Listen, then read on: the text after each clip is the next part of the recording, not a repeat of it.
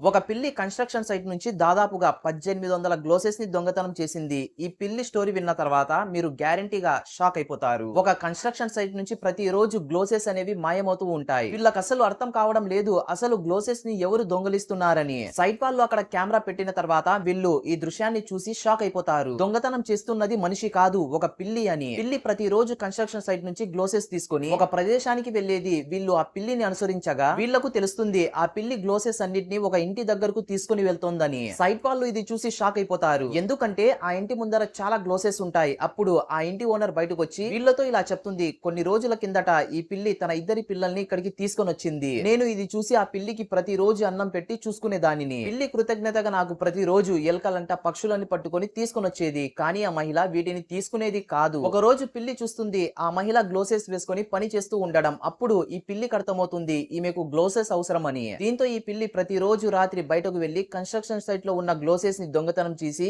ఇంటికి తీసుకొని వచ్చేది. పాపం ఈ పిల్లికి నేను దొంగతనం చేస్తున్నానన్న విషయం తెలియదు. ఈమెకు సహాయం చేయాలి అని అనుకుంది అంతే.